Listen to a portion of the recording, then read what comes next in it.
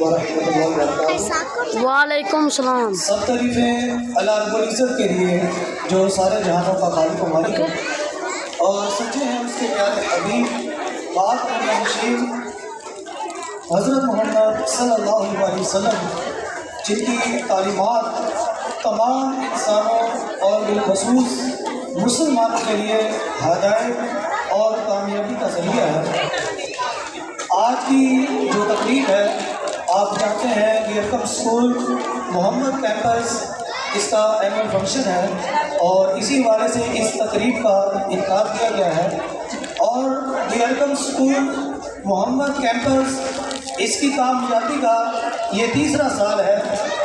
دی Arqam school محمد campus یہ وہ ادارہ ہے جہاں پر آپ کے بچوں کو اے فور ایپل کے ساتھ ساتھ اے فور اللہ بھی سکھایا جاتا ہے، بی فور بال کے ساتھ ساتھ بی فور بسم اللہ بھی سکھایا جاتا ہے، ایم فور مینگو کے ساتھ ساتھ ایم فور محمد بھی سکھایا جاتا ہے۔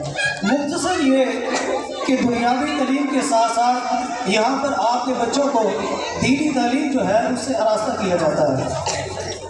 سال پر آپ کے بچوں نے محنت کی، اور آج جو ہے ان کا رزلٹ جو ہے اناؤنس ہوگا۔ جس بچے نے جتنی محنت کی ہوگی اتنا ہی وہ انعام کا جو ہے وہ مستحق ٹھہرے۔ یہ تو ایک دنیا کا امتحان ہے۔ اگر آپ لوگ غور کریں اس یونیورس کے اندر، تو میں آپ اور جتنے بھی اس دنیا کے اندر بسنے والے انسان ہیں، ہم سب بھی اس دنیا میں امتحان دینے کے لیے آئے ہیں۔ اور کسی نے کیا خوب بات لکھی، اس نے کہا کہ اس یونیورس از این ایگزامینیشن، کہ میں اور آپ اس دنیا کے اندر امتحان دینے کے لیے آئے ہیں۔ ظاہری بات ہے، اگر کوئی امتحان ہوتا ہے تو اس کی پریپریشن بھی کی جاتی ہے، اس کی تیاری بھی کی جاتی ہے۔ تو یہ جو دنیا کا امتحان ہے، جو میں نے آپ نے اور اس دنیا میں بسنے والے جتنے بھی لوگ ہیں ان سب نے دینا ہے، تو اس کی پریپریشن کہاں سے کرنی ہے؟ تو اس کی پریپریشن کے لیے ہمارے پیارے آقا حضرت محمد صلی اللہ علیہ وسلم، آپ کی زندگی ایک بہترین نمونہ ہے۔ آپ کا فرمان ہے کہ دو چیزیں تمہارے درمیان چھوڑ کر جا رہا ہوں، فرمایا ایک قرآن مجید اور دوسری فرمایا میری سنت۔ ان دونوں پر جو عمل پیرا ہوگا، ان کو تھامے رکھے گا، وہ کبھی بھی گمراہ نہیں ہوگا۔ یہ وہ پریپریشن کے لیے دو چیزیں جو ہمارے نبی نے ہمیں پرووائڈ کی۔ اب یہ آپ اور مجھ پر ڈیپینڈ ہے کہ ہم آپ صلی اللہ علیہ وسلم کے اس فرمان کے اوپر کتنا وہ عمل جو ہے وہ کرتے ہیں۔ اگر ہم قرآن اور حدیث آپ صلی اللہ علیہ وسلم کی جو لائف ہے اس پر اگر عمل کریں گے تو دنیا میں بھی کامیاب ہوں گے، انشاءاللہ آخرت میں بھی کامیاب ہوں گے۔ اور یہ جو دنیا کا امتحان ہے، یہ تو سال کے بعد اس کا رزلٹ اناؤنس ہو جاتا ہے، مگر جو حقیقی امتحان ہے جس مقصد کے لیے ہم اس دنیا میں آئے، اگر میں آپ سے سوال کروں کہ what is the purpose of over life, تو آپ میں سے بہت کم لوگ ایسے ہوں گے جو اس کا رائٹ آنسر مجھے رپلائی کریں گے۔ چونکہ یہ دنیا ہے، اس کے اندر رنگینی ہے، اور ہم لوگ اس دنیا کے اندر اتنے مگن ہو چکے ہیں کہ ہم دنیا کے لیے بہت زیادہ سٹرگل کر رہے ہیں، اپنی آخرت جو ہے اس کی اتنی پرواہ نہیں کرتے۔ حالانکہ جو ریئل ہمارا ایگزام ہے وہ اس دنیا کے اندر ہے کہ ہم نے یہاں پر جو محنت کرنی ہے، اس کا جو رزلٹ آئے گا وہ بروز قیامت آئے گا۔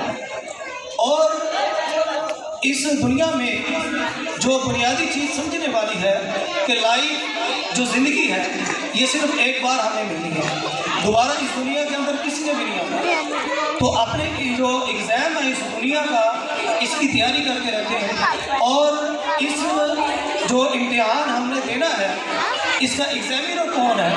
اس کا ایگزامینر جو ہے وہ اللہ باری تعالیٰ ہے۔ جب روز قیامت ہمارے نام اعمال جو ہے وہ کھولے جائیں گے، اس کے مطابق ہمیں جزا یا سزا ہوگی۔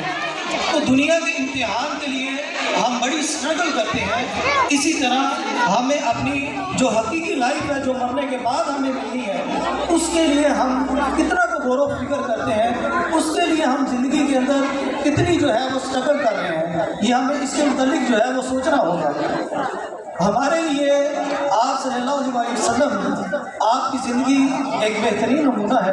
اللہ بارک و تعالیٰ قرآن مجید کے اندر ارشاد فرماتا ہے لَقَدْ كَانَ لَكُمْ فِي رَسُولِ اللَّهِ أُسْوَةٌ حَسَنَةٌ، فرمایا تمہارے لیے آپ صلی اللہ علیہ وسلم کی زندگی بہترین نمونہ ہے ہر اس شخص کے لیے جو دنیا اور آخرت میں کامیابی و کامرانی چاہتا ہے۔ اب جس نے کامیابی و کامرانی چاہتی ہے اسے چاہیے کہ آپ صلی اللہ علیہ وسلم کی زندگی کو ایڈاپٹ کرے اور آپ صلی اللہ علیہ وسلم کے اسوہ حسنہ پر عمل پیرا ہو۔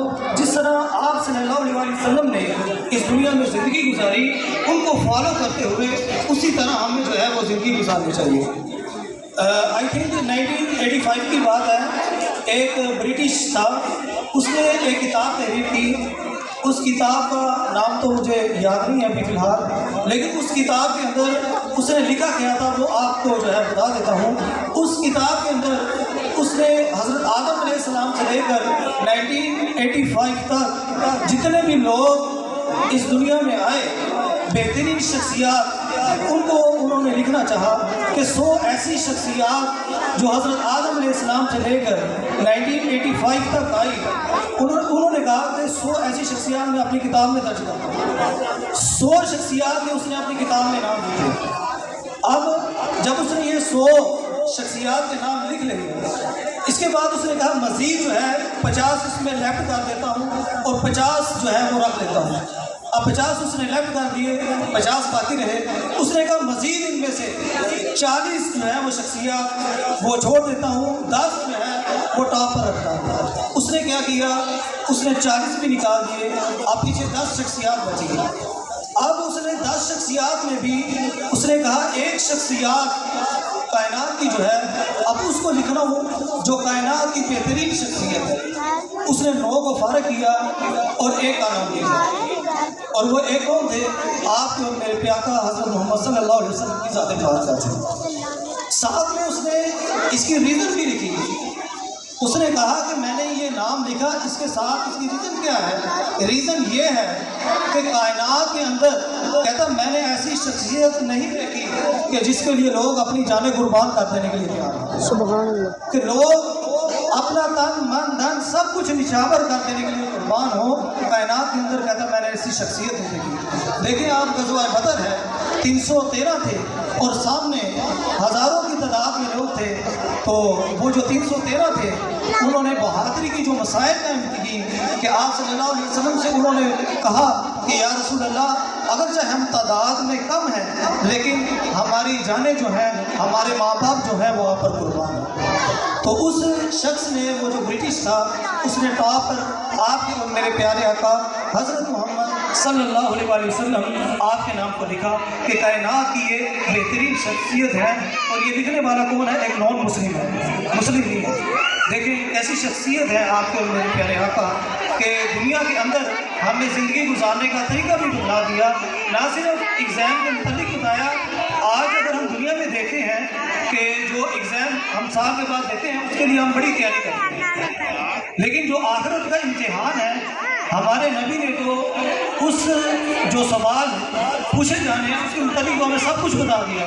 فرمایا قبر کے اندر 3 سوال پوچھے جائیں گے، وہ سوال کیا تھے وہ بھی ہمیں بتا دیے گئے۔ سب کچھ جاننے کے باوجود اب بھی ہم اگر تیاری نہ کریں تو اس میں ہماری کوتاہی ہے، ہماری غلطی ہے۔ جاپانی لوگ جو ہیں، جاپانی، میں پچھلے دنوں ان کے متعلق جو ہے وہ پڑھ رہا تھا اور ان کے متعلق میں نے کافی سرچ کی اور مجھے پڑھ کر بڑی حیرانگی ہوئی کہ وہ کام جو مسلمانوں کو کرنی چاہیے تھے، وہ کام جو مسلمانوں کو اپنانے چاہیے تھے، وہ جاپانی لوگ جو ہے وہ اپنا کر بیٹھے ہیں۔ آپ دیکھیں، آپ اگر کوئی چیز خریدنے کے لیے جاتے ہیں تو سب سے پہلے آپ کیا کہتے ہیں کہ یہ چیز جاپانی ہے یا نہیں، کیونکہ آپ کو جاپانی چیزوں پر ٹرسٹ بہت زیادہ ہے۔ اس کی وجوہات کیا ہے؟ کیونکہ وہ لوگ ایمانداری کی مسائل قائم کرتے ہیں، جو بھی پروڈکٹ وہ مارکیٹ کے اندر بناتے ہیں وہ بڑی زبردست اور پائیدار قسم کی ہوتی ہے۔ اور ان کے متعلق میں نے پڑھا کہ وہ لوگ جو جاپانی ہیں وہ ایماندار لوگ ہیں اور وہ لوگ چوری نہیں کرتے، ہمیشہ سچ بولتے ہیں، جھوٹ وہ نہیں بولتے، تو اعلیٰ قدر کا ان کے اندر اخلاق ہے۔ اگر آپ کی ان کے ساتھ ٹکراؤ ہو جاتا ہے تو وہ سوری آپ کو خود کہیں گے۔ یہ وہ تمام چیزیں تھیں صلی اللہ علیہ وسلم نے ہمیں فالو کرنے کا کہا تھا، لیکن بدقسمتی کے ساتھ ہم نے ان چیزوں کو چھوڑ دیا، غیروں نے ان چیزوں کو اپنا لیا۔ آج اسی کی بدولت ہم لوگ تنزلی کی طرف جا رہے ہیں، وہ ترقی کی طرف جا رہے ہیں۔ یہ اس کا بنیادی سبب ہے ہماری تنزلی کا۔ آج بھی اگر ہم آپ صلی اللہ علیہ وسلم کی زندگی کو فالو کریں، ان کے بتائے ہوئے طریقوں کے مطابق اپنی زندگی گزاریں، تو دنیا میں بھی کامیاب ہوں گے، آخرت میں بھی کامیاب ہوں گے۔ ہماری کامیابی آپ صلی اللہ علیہ وسلم کے فرمان کے ساتھ جڑی ہوئی ہے۔ جو انہوں نے زندگی گزاری ہے، اس زندگی کے مطابق اگر ہم زندگی گزاریں گے تو یہ دنیا بھی ہماری ہوگی اور آخرت بھی ہماری ہوگی۔ تو یہ دیکھیں کہ وہ نون مسلم ہو کر انہوں نے آپ صلی اللہ علیہ وسلم سے متاثر ہو کر آپ صلی اللہ علیہ وسلم کے اسوہ حسنہ کو اپنایا، اور وہ لوگ کامیاب ہو رہے ہیں۔ ہم تنزلی کی طرف جا رہے ہیں، تو ہم نے ان چیزوں کو چھوڑ دیا جن چیزوں کو ہمیں اپنانا چاہیے تھا۔ مختصر بات کروں گا اور آخر بات کروں گا، اس کے بعد آپ سے اجازت چاہوں گا۔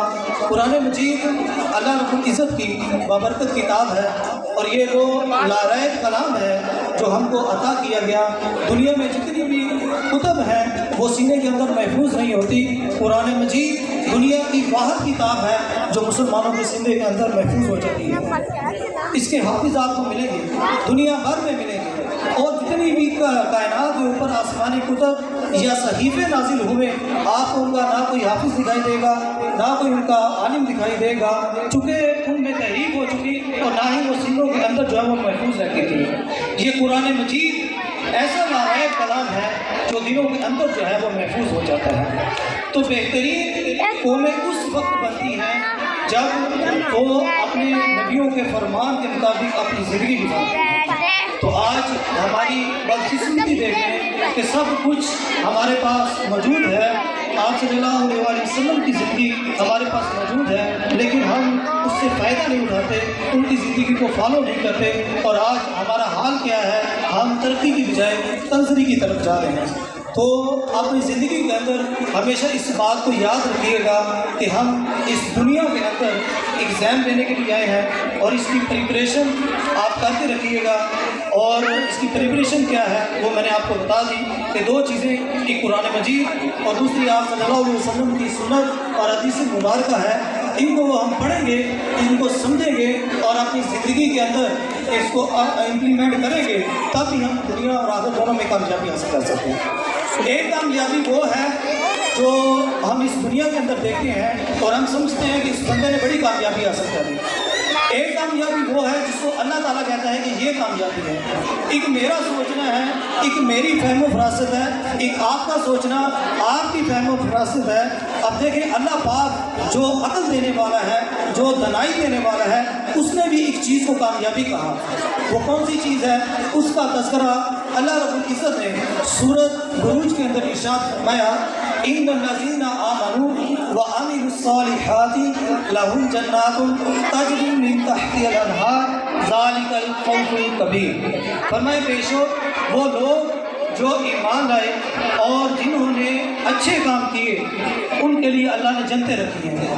ذالک الفوز الکبیر، اس کا ترجمہ کیا ہے؟ اللہ فرماتا ہے جس نے جنت حاصل کر لی وہ بہت بڑی کامیابی حاصل کر لی۔ تو جس دنیا کی کامیابی کے لیے ہم دن رات لگے ہوئے ہیں، محنت کر رہے ہیں، اور آخرت کی کامیابی کے لیے ہم اتنا سیریس ہی کوئی نہیں اس معاملے کے اندر، تو ہمیں آدھا گھنٹہ بیٹھ کر اپنے اپنے گریبان میں جا کر دیکھنا ہوگا کہ ہم کس جگہ پر کھڑے ہیں۔ دنیا کے لیے اتنی محنت کر رہے ہیں، اور جو حقیقی لائف ہے مرنے کے بعد جو ہمیں ملی ہے اس کے لیے جو ہے ہم اتنی محنت نہیں کر رہے ہیں۔ مجھے اب بھی یاد ہے کہ پچھلے اینول فنکشن میں ایک بچے کے ماں باپ مجھے جیسے ہی فنکشن ختم ہوا باہر ملے، اور انہوں نے مجھے کہا کہ ہمارا بچہ جو ہے ہماری بات نہیں سنتا، ہمیں پریشان کرتا ہے، تو آپ اس کو جو ہے سمجھائیے گا۔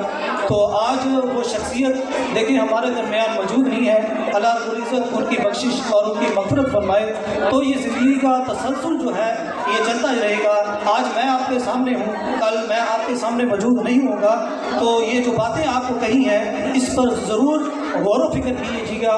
آخری بات حضرت سیدنا علی المرتضیٰ رضی اللہ تعالیٰ عنہ آپ کے فرمان کے ساتھ اپنی بات کو جو ہے مکمل کروں گا۔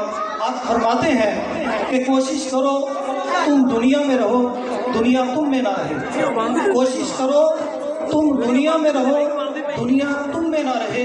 चूँकि कश्ती जब तक पानी में रहती है तो खूब तैरती है, और जब पानी कश्ती के अंदर आता है तो वो डूब जाती है।